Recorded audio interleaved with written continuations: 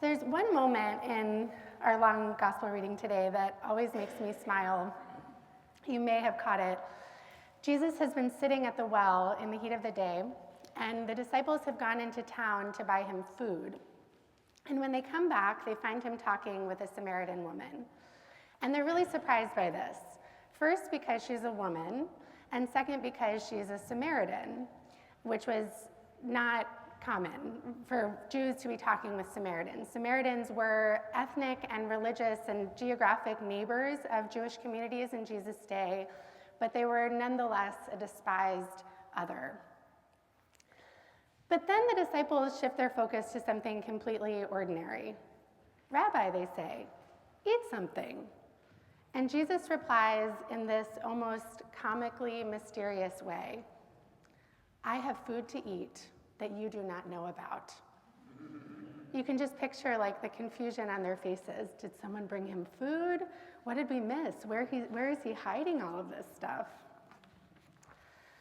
They're thinking about lunch, about the very practical question of who fed Jesus while they were away. But Jesus, as he so often does in John's gospel, is speaking on an entirely different level.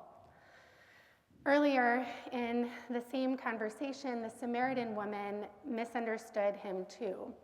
When Jesus offered her living water, she looks down into the well and says, but you don't even have a bucket.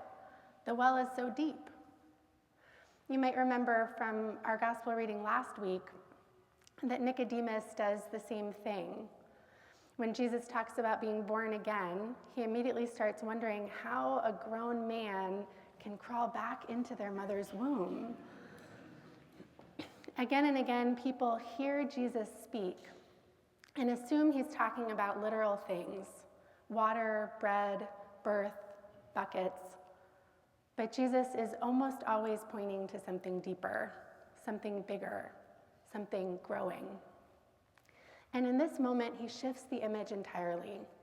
He says to the disciples, my food is to do the will of the one who sent me and to complete his work. Do you not say 4 months more, then comes the harvest? But I tell you, look around you and see how the fields are ripe for harvesting. It's a farming image, one that everyone there would understand. Planting, waiting, harvesting. But here's the strange thing. The disciples don't see any harvest. They see a dusty road, a well, an awkward conversation. What they don't see is that the Samaritan woman has already run back into town and she's telling people, come and see this man who has told me everything I have ever done. And the whole town is starting to walk toward Jesus. The harvest has already begun. And the disciples don't even realize it. When you read the Bible, there are so many stories like this. In fact, so much of Jesus' ministry is trying to help people see what is right in front of their eyes. And it's him trying to help people hear what has already been said. The disciples keep thinking that God is smaller, or that people are less worthy, or that there will never be enough.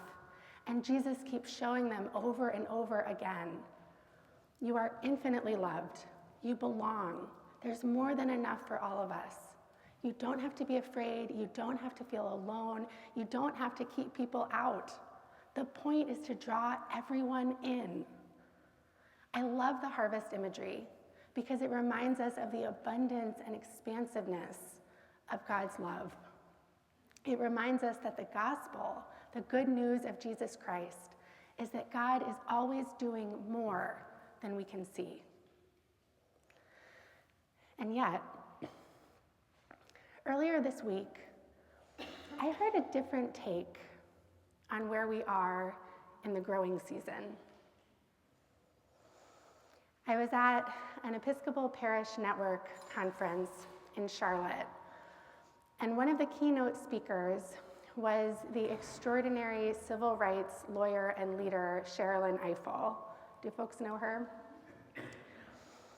And she said, one of the things we need to accept in this current moment is that we are not living in a harvest season right now. For a long time, many of us assumed that the institutions we built would keep producing good fruit, that the norms that shaped our common life would keep holding. But those times have changed. Our nation is grieving. We are still carrying the wounds of the pandemic. Wars are raging across the world. Our souls feel torn by violence we cannot unsee and divisions that deepen day by day.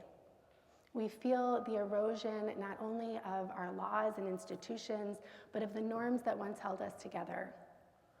We are living in a world that is constantly confrontational, reactive, demanding outrage.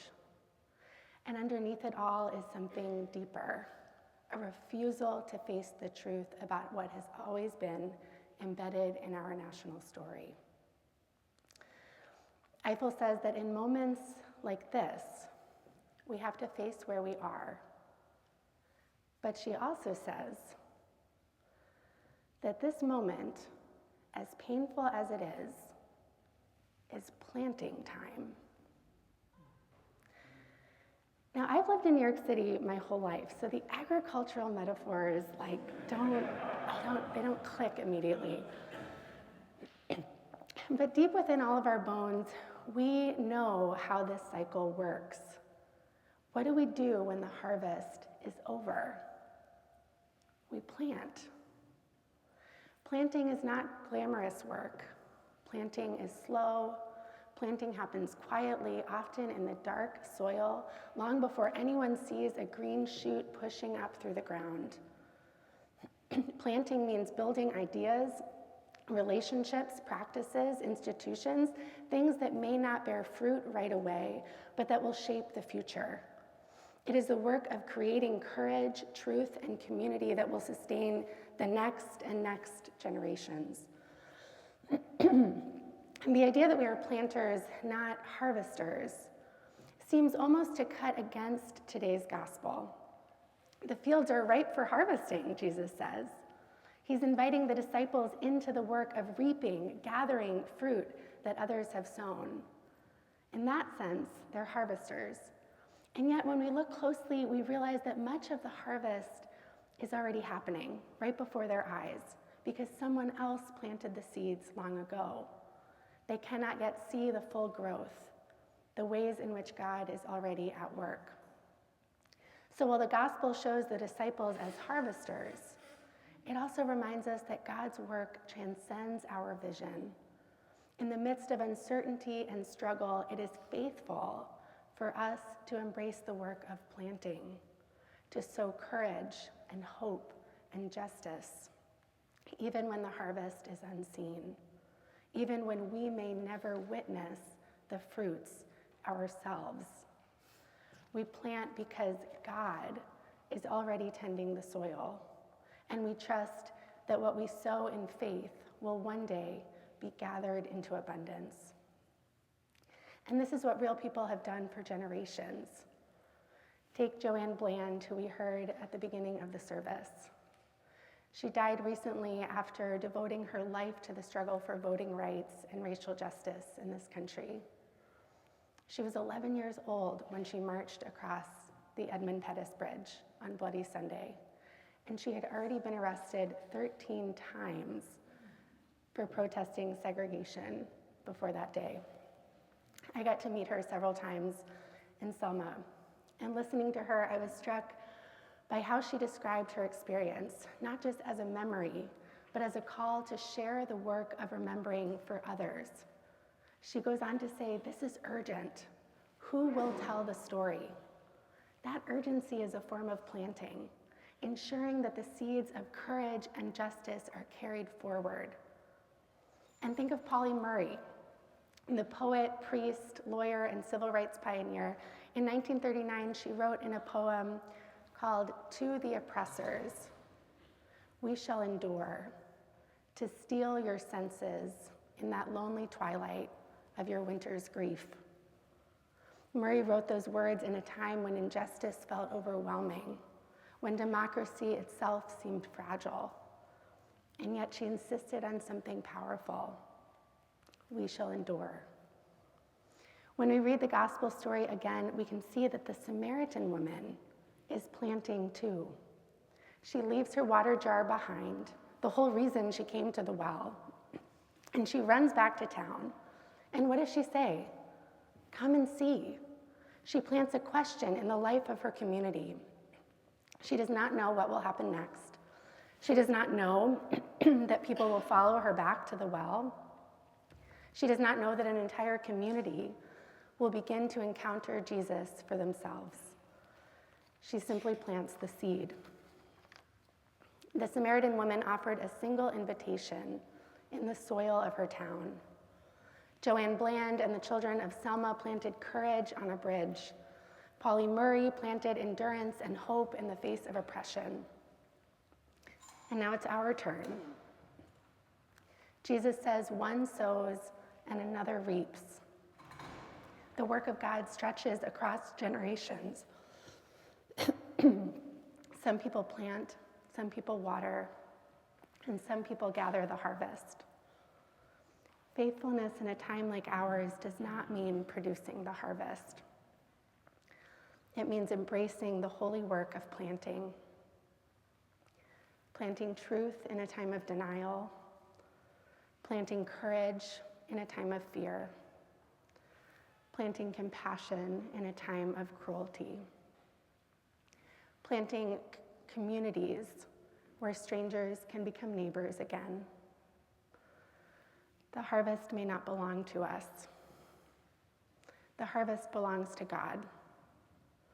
We may not live to see it, but the generations beyond us will if we do the work.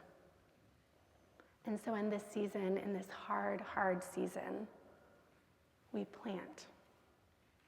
We plant by showing up in our communities, by teaching and listening, by serving and creating. We plant by having difficult conversations in love, by reading and learning and imagining a better future. We plant by lifting one another, by acting with courage, by leaving behind what no longer serves, and by trusting that what we sow in love will bear fruit. And trusting that the God who draws living water from deep wells is already preparing a future we cannot yet see. And trusting that, as Polly Murray said with so much confidence, we shall endure. Amen.